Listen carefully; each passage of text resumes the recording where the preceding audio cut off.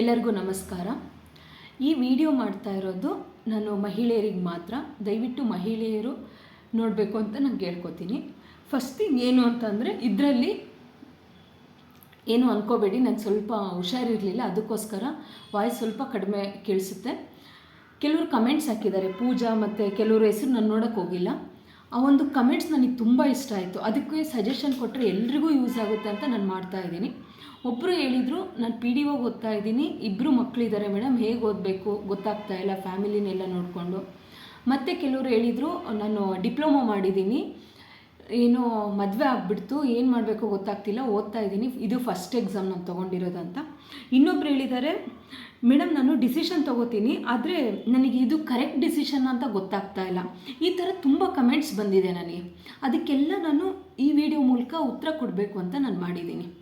First thing ಏನು ಅಂತಂದರೆ, ಮದುವೆ ಆಗಿರೋರು, ಓಕೆನಾ?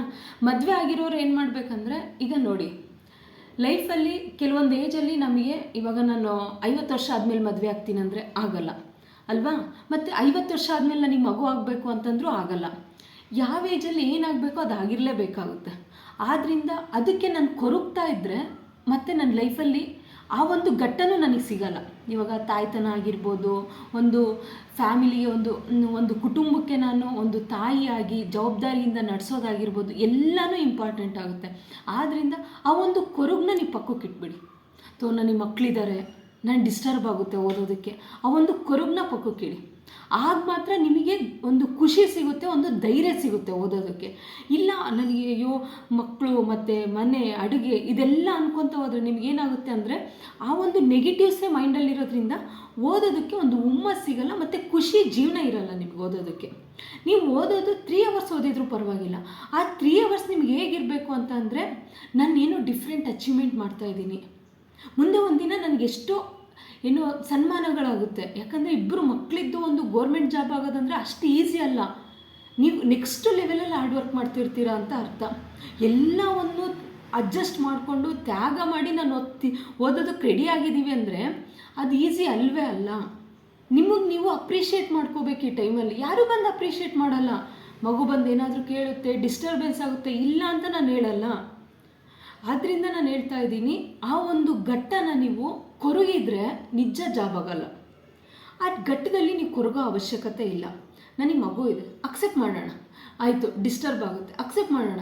ಎಲ್ಲವನ್ನು ಸ್ವೀಕರಿಸಿ, ನಾನು ಒಂದು ತಾಯಿಯಾಗಿ ಮಗುಗೆ ಯಾವ ಥರ ಕೇರ್ ಮಾಡಬೇಕು ಅದು ಮಾಡಿಬಿಟ್ಟು, ನೆಕ್ಸ್ಟು ನನಗೆ ಯಾವ್ಯಾವ ಟೈಮ್ ಸಿಗುತ್ತೋ ಅದನ್ನ ನಾನು ಯಾವ ಥರ ನಾನು ಡಿವೈಡ್ ಮಾಡಿಕೊಂಡು, ಯಾವ ಸಬ್ಜೆಕ್ಟಿಗೆ ನಾನು ಎಷ್ಟು ಇಂಪಾರ್ಟೆನ್ಸ್ ಕೊಟ್ಟರೆ ಸಕ್ಸಸ್ ಆಗ್ತೀನಿ. ಇವಾಗ ಎಕ್ಸಾಂಪಲ್, ನನಗೆ ಕಮೆಂಟ್ ಹಾಕಿರೋರು ವಿಲೇಜ್ ಅಕೌಂಟೆಂಟ್ಗೆ, ಅದರಲ್ಲಿ ಕಮ್ಯುನಿಕೇಷನ್ ಪೇಪರ್ಗೆ ನೀವು ತುಂಬ ಫೋಕಸ್ ಮಾಡಬೇಕು. ಬರೀ 3 ಸಬ್ಜೆಕ್ಟ್ಸ್ ಅಲ್ವಾ? ಇಂಗ್ಲೀಷು, ಕನ್ನಡ, ಕಂಪ್ಯೂಟ್ರ್, ಇದಕ್ಕೆ ಜಾಸ್ತಿ ಒತ್ತು ಕೊಡಬೇಕು. GK ಅದು ಸಾಗರ, ಅದಕ್ಕೆ ನಾನು ಫೋಕಸ್ ಮಾಡೋಕ್ಕಾಗುತ್ತಾ? ಹಂಗೆ ನೀವು ಶಾರ್ಟಾಗಿ ಯಾವ ಥರ ಸ್ಟ್ರಾಟಜಿ ಮಾಡಬೇಕು, ನಾನು ಯಾವ ಎಕ್ಸಾಮಿಗೆ ಓದ್ತಿದ್ದೀನಿ, ಯಾವ ಥರ ಸ್ಟ್ರಾಟಜಿ ಮಾಡಬೇಕು ಅನ್ನೋದು ನೀವು ತಿಳ್ಕೊಂಡಿರಬೇಕು. ಆಗ ಮಾತ್ರ ನಿಮಗೆ ಕಡಿಮೆ ಸಮಯದಲ್ಲಿ ಯಾವ ಥರ ಸಕ್ಸಸ್ ಆಗ್ಬೋದು ಅಂತ ನೀವು ತಿಳ್ಕೊಬೋದು, ಓಕೆನಾ? ಇದೆಲ್ಲ ಹೇಳೋದು ಈಸಿ ಮೇಡಮ್, ಮಕ್ಕಳನ್ನ ಇಟ್ಕೊಂಡು ಮಾಡೋದು ಕಷ್ಟ ಅಂತ ನೀವು ಹೇಳ್ಬೋದು. ಅದು ಒಂದು ನೆಗೆಟಿವೇ, ನಾನು ಅಷ್ಟು ಹೇಳಬಲ್ಲೆ. ನೀವೆಷ್ಟು ಜಡ್ಜ್ ಮಾಡ್ಕೋತೀರೋ, ನಿಮ್ಮ ಪ್ರಾಬ್ಲಮ್ಸ್ನ ಎಷ್ಟು ನೆಗೆಟಿವ್ ಆಗಿ ತೊಗೋತೀರೋ ಅಷ್ಟು ನಿಮಗೆ ಸಕ್ಸಸ್ ಲೇಟಾಗಿ ಸಿಗುತ್ತೆ. ಸೊ ಎಲ್ಲನೂ ಅವಕಾಶ ಅಂತ ತೊಗೊಳ್ಳಿ ನೀವು. ನಾನು ಅಷ್ಟು ಸ್ಟ್ರಾಂಗ್ ಇದ್ದೀನಿ, ಅದಕ್ಕೆ ನನಗೆ ಇಷ್ಟು ಸಮಸ್ಯೆ ಕೊಡ್ತಾ ಇದ್ದಾನೆ ದೇವರು ಅಂದ್ಕೊಳ್ಳಿ. ಆ ಸಮಸ್ಯೆ ಮೀರಿ ನೀವು ಗೆಲುವು ಸಿಗುತ್ತಲ್ಲ, ಆವಾಗ ನಿಮಗೆ ನೀವೇ ಅಪ್ರಿಷಿಯೇಟ್ ಮಾಡ್ಕೋತೀರ, ಓಕೆನಾ? ಇನ್ನೊಬ್ರು ಹಾಕಿದ್ದಾರೆ ಏನಂತ ಅಂದರೆ, ಅದೇ ಮದುವೆ ಆಗಿರೋರ್ಗೆ ಹೇಳಿದ್ದೀನಿ ನಾನು, ಓಕೆನಾ? ಏನೇ ಇದ್ರೂ ಆ ವೇಜಲ್ಲಿ ಆಗಿರಬೇಕು, ಆಗುತ್ತೆ ಆಗಂತ ಹೇಳ್ಬಿಟ್ಟು ಮದುವೆ ಆದರೆ ಇದು ದೊಡ್ಡ ಮಿಸ್ಟೇಕು, ಸಕ್ಸಸ್ ಆಗೋದೇ ಇಲ್ಲ, ಹಾಗೇನು ಅಂದ್ಕೋಬೇಡಿ, ಆಯಿತಾ? ಆ ಒಂದು ಕೊರಗು ಬಿಟ್ಟು ನೀವು ಓದಬೇಕಾಗುತ್ತೆ. ನೆಕ್ಸ್ಟು ಒಬ್ರು ಹೇಳಿದ್ದಾರೆ, ಲೈಫಲ್ಲಿ ಡಿಸಿಷನ್ ನಾನು ಕರೆಕ್ಟ್ ತೊಗೋತೀನಿ, ಅದು ಕರೆಕ್ಟಾ ಅಥವಾ ತಪ್ಪಾ ಅಂತ ನನಗೆ ಗೊತ್ತಾಗಲ್ಲ ಮೇಡಮ್, ಏನು ಮಾಡಬೇಕು? ಒಂದು ಹೇಳ್ತೀನಿ ಕೇಳಿ, ಜೀವನದಲ್ಲಿ ನೀವು ಡಿಸಿಷನ್ ಒಂದು ತೊಗೊಂಡ್ಮೇಲೆ ಅದು ನಿಮ್ಮ ಒಂದು ಆತ್ಮಸಾಕ್ಷಿಗೆ ಸರಿ ಅನಿಸಿದರೆ, ಯಾಕಂದರೆ ಹೆಣ್ಮಕ್ಳ ಜೀವನದಲ್ಲಿ ತುಂಬ ಸಮಸ್ಯೆಗಳು ಬರುತ್ತೆ. ತುಂಬ ಗಂಡು ಮಕ್ಕಳಾದರೆ ಹಾಳಾಗಿ ಎಲ್ಲನೂ ನೆಗ್ಲೆಕ್ಟ್ ಮಾಡೋದು ಅಥವಾ ಫೇಸ್ ಮಾಡೋ ಒಂದು ಇದು ಇರುತ್ತೆ. ನಮ್ಮ ಹೆಣ್ಮಕ್ಳಿಗೆ ಆ ಥರ ಅಲ್ಲ. ಕುಟುಂಬನ ನೋಡಬೇಕು, ಆಯಿತಾ? ತಂದೆ ತಾಯಿ ಏನಂತಾರೆ ಅನ್ನೋದು ನೋಡಬೇಕು. ಪ್ರತಿಯೊಂದು ಇಂಪಾರ್ಟೆಂಟ್ ಆಗುತ್ತೆ ಒಂದು ಹೆಣ್ಣಿನ ಜೀವನದಲ್ಲಿ. ಅದಕ್ಕೆ ಹೇಳ್ತಾ ಇದ್ದೀನಿ, ನೀವೇನು ಡಿಸಿಷನ್ ತೊಗೋತೀರೋ ಅದು ನಿಮ್ಮ ಒಂದು ಸುತ್ತಮುತ್ತ ಇರೋ ಜಾಗದಲ್ಲಿ ನಿಮಗೆ ಗೌರವ ಕೊಡುತ್ತೆ. ನಿಮಗೆ ಒಂದು ಸಂತೋಷ ಕೊಡುತ್ತೆ, ಧೈರ್ಯ ಕೊಡುತ್ತೆ. ಮುಂದೆ ಒಂದಿನ ಅದು ನನಗೆ ಒಂದು ಗೌರವ ಕೊಡೋದಲ್ಲದೆ ನನಗೆ ಏನಾಗುತ್ತಪ್ಪ ಅಂದರೆ ಬೆಳೆಯೋದಕ್ಕೆ ದಾರಿ ಮಾಡಿಕೊಡುತ್ತೆ. ಈ ಡಿಸಿಷನ್ ಬರೀ ಚಿಕ್ಕ ಡಿಸಿಷನ್ ಆಗಿರಲ್ಲ, ನನಗೆ ಗೊತ್ತು ಅದು. ಏನೋ ಒಂದು ಡಿಸಿಷನ್ ತೊಗೋತಿದ್ದೀನಿ ಯಾವುದೋ ಒಂದು ವಿಷಯದಲ್ಲಿ, ಮ್ಯಾರೇಜ್ ವಿಷಯ ಆಗಿರ್ಬೋದು, ವಾಟ್ ಎವರ್ ಏನೇ ಆಗಿರ್ಬೋದು, ಒಬ್ರಿಗೆ ಅನ್ನೋದಾಗಿರ್ಬೋದು, ಎಲ್ಲ ಡಿಸಿಷನ್ನೂ ಇಂಪಾರ್ಟೆಂಟ್ ಆಗುತ್ತೆ.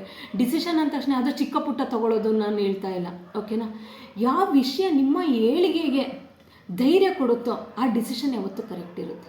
ಅದೆಷ್ಟೇ ಯಾರಿಗೆ ಏನೇ ಆಗಿರಲಿ, ಅದು ಇನ್ನೊಬ್ರಿಗೆ ಅದು ನೋವು ಮಾಡ್ತಾ ಇರಲಿ, ಇನ್ನೊಬ್ಬರು ಏನಪ್ಪ ಈ ಹುಡುಗಿಗೆ ಏನು ಬುದ್ಧಿ ಇದೆಯಾ ಇಲ್ಲ, ಈ ವೇಜಿಗೆ ಹಿಂಗೆಲ್ಲ ಡಿಸಿಷನ್ ತೊಗೊಳುತ್ತೆ, ಯಾರು ಏನಾದರೂ ಅಂದ್ಕೊಳ್ಳಿ, ನಿಮ್ಮನ್ನು ಒಂದಿನ ಒಂದು ಉನ್ನತ ಮಟ್ಟಕ್ಕೆ ಸೇರಿಸುತ್ತೆ ಅದು ನನ್ನ ಅನ್ನೋ ಡಿಸಿಷನ್ ಏನೇ ಆಗಿದ್ರೂ ನೀವು ಬಿಡಬೇಡಿ. ಆ ಡಿಸಿಷನ್ ಹಿಂದೆನೇ ಓಡೋಗಿ. ಮತ್ತು ಅದು ನಿಮಗೆ ಧೈರ್ಯ ಕೊಡೋ ಡಿಸಿಷನ್ ಆಗಿರಬೇಕು. ನೀವು ಒಂದು 4 ಜನಕ್ಕೆ ಕೇಳಿದರೆ ಆ ಡಿಸಿಷನ್ನು ಕರೆಕ್ಟ್ ಇದೆ ಅನ್ನಬೇಕು. 4 ಜನಕ್ಕೆ ಕೇಳೋದಕ್ಕೇ ಹೆದ್ರುಕೋಬಾರ್ದು ನೀವು. ಇವಾಗ ಯಾರ್ದೋ ಫ್ರೆಂಡ್ಶಿಪ್ ಮಾಡ್ತೀರಾ, ಆ ಫ್ರೆಂಡ್ಶಿಪ್ನ 4 ಜನಕ್ಕೆ ಕೇಳಿದರೆ ಬೈತಾರೆ ಅನ್ನೋದಾದರೆ ಅದು ತಪ್ಪು, ಓಕೆನಾ. ಆದ್ದರಿಂದ ಹೇಳ್ತಿದ್ದೀನಿ, ನೀವು ಮಾಡೋಂಥ ಡಿಸಿಷನ್ನು 4 ಜನಕ್ಕೆ ಕೇಳಿದ್ರು ಓಕೆ, ಚೆನ್ನಾಗಿದೆ, ಗ್ರೇಟ್ ಕಣೆ ನೀನು, ಹಿಂಗೆ ಅಪ್ರಿಷಿಯೇಟ್ ಮಾಡಬೇಕು. ಯಾರಿಗೂ ಹೇಳ್ಬೇಡಿ, ಹೋಗಲಿ ಹೆತ್ತ ತಾಯಿಗೆ ಹೇಳಿ, ಅವರೇ ಅದು ಸರಿನಾ ತಪ್ಪ ಅಂತ ಹೇಳ್ತಾರೆ, ಓಕೆನಾ. ಯಾರಿಗೆ ಹೇಳಿದರೆ ನಮ್ಮ ಲೆವೆಲ್ ಕಡಿಮೆ ಆಗುತ್ತೆ, ಇಲ್ಲ ನಮ್ಮ ಬಗ್ಗೆ ಏನು ಅನ್ಕೊತಾರೋ ಅನ್ನೋದಾದರೆ ಹೆತ್ತ ತಾಯಿಗೆ ಹೇಳಿ. ಹೆತ್ತ ತಾಯಿಗಿಂತ ಒಳ್ಳೆ ಗೆಳತಿ ಎಲ್ಲೂ ಇಲ್ಲ, ಓಕೆನಾ. ನನಗೇನೇ ಅನಿಸಿದ್ರು ನಮ್ಮ ತಾಯಿ ಹತ್ರನೇ ನಾನು ಹೇಳ್ಕೊಳ್ಳೋದು. ಅಮ್ಮ ಈಗ ಅನ್ನಿಸುತ್ತೆ, ಏನು ಮಾಡಲೇ ಬೇಡ, ನನಗೆ ಇದು ತಪ್ಪು ಅನ್ನಿಸ್ತಿದೆಯಾ, ಸರಿ ಅನ್ನಿಸುತ್ತೆ, ಏನು ಅನಿಸುತ್ತಮ್ಮ ನಿನಗೆ. ಅವರು ಒಂದು ಪಾಪ ಅವ್ರಿಗೆ ಎಷ್ಟು ಅನಿಸುತ್ತೋ ಅದನ್ನ ಹೇಳ್ತಾರೆ. ಅವ್ರ ಸಮಾಜದ್ದು ಎಲ್ಲ ಥರ ಥಿಂಕ್ ಮಾಡಿ ನಿಮ್ಗೆ ಹೇಳೋದಕ್ಕೆ ಟ್ರೈ ಮಾಡ್ತಾರೆ. ಸೊ ನೀವೇನು ಮಾಡಿ ಅಂದರೆ, ನಿಮ್ಮ ತಾಯಿ ಅಥವಾ ತಂದೆ ಅಥವಾ ನಿಮಗೆ ಯಾರು ತುಂಬ ಒಳ್ಳೇದನ್ನೇ ಬಯಸ್ತಾರೋ ಅವ್ರ ಹತ್ರ ಹೇಳಿ, ಈ ಥರ ಡಿಸಿಷನ್ ತೊಗೊಂಡಿದ್ದೀನಿ. ಯಾಕಂದರೆ ಕೆಲವೊಂದು ಮುಜುಗರ ಇರುತ್ತೆ, ಕೆಲವೊಂದು ಭಯ ಇರುತ್ತೆ, ಈ ಡಿಸಿಷನ್ ಸರಿ ಇದೆಯಾ ಇಲ್ವೋ. 4 ಜನಕ್ಕೆ ಕೇಳೋಕ್ಕೆ ನೀವು ಹೆದ್ರುಕೊಂತಿದ್ದೀರ ಅಂದರೆ ಆ ಡಿಸಿಷನ್ ತಪ್ಪು ಅಷ್ಟೇ ನಾನು ಹೇಳೋದು. ಆ ಡಿಸಿಷನ್ ನೀವು ಮಾಡಲೇಬೇಡಿ.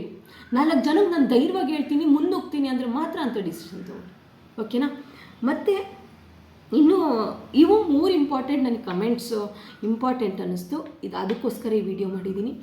ಏನೇ ಇದ್ರೂ ನಾವು ಹೆಣ್ಮಕ್ಳು ಕೆಲವೊಂದು ಘಟ್ಟನ ಫೇಸ್ ಮಾಡಲೇಬೇಕಾಗುತ್ತೆ, ಮಾಡಿ ಮುನ್ನುಗ್ಗಬೇಕಾಗುತ್ತೆ. ನೀವು ಈ ವಿಡಿಯೋ ನೋಡ್ತಾ ಇದ್ದೀರಂದರೆ ನಿಮಗೇನೋ ಒಂದು ಕನಸಿರುತ್ತೆ, ಆ ಕನಸಲ್ಲಿ ಮುನ್ನುಗ್ಗಬೇಕು ಅನ್ನೋ ಒಂದು ಛಲ ಇರುತ್ತೆ. ಅದಕ್ಕೊಂದು ಏನೋ ಒಂದು ಮೋಟಿವೇಶನ್, ಯಾರೋ ಒಂದು ಪಾಸಿಟಿವ್ ಥಾಟ್ ಹೇಳೋರು ಬೇಕಾಗಿತ್ತು. ಅದಕ್ಕೋಸ್ಕರ ಈ ವಿಡಿಯೋವನ್ನು ನೋಡ್ತಿದ್ದೀರಾ. ಅದು ನಿಮಗೆ ಈ ವಿಡಿಯೋದಲ್ಲಿ ಸಿಕ್ಕಿದೆ ಅಂದ್ಕೊಂಡಿದ್ದೀನಿ. ನಿಮಗೆ ಧೈರ್ಯ ಮತ್ತು ಸಹನೆ ಇದ್ದರೆ ನಾವು ಎಲ್ಲಿ ಬೇಕಿದ್ರೂ ಮುನ್ನುಗ್ಬೋದು. ನಾವು ಹೆಣ್ಮಕ್ಳಾಗಿ ಮಕ್ಕಳಾದ ತಕ್ಷಣ ಮುಗೀತೇನೋ ಜೀವನ, ಯಾವುದೇ ಕಾರಣಕ್ಕೂ ಅಲ್ಲಿಗೆ ಸ್ಟಾಪ್ ಮಾಡೋದು ಬೇಡ. ನಾವು ಓದಿದ್ದೀವಿ, ನಾವು ಮುಂದೆ ಬರಬೇಕು ಅಷ್ಟೇ ಮೈಂಡಲ್ಲಿರಲಿ, ಓಕೆನಾ. Thank you.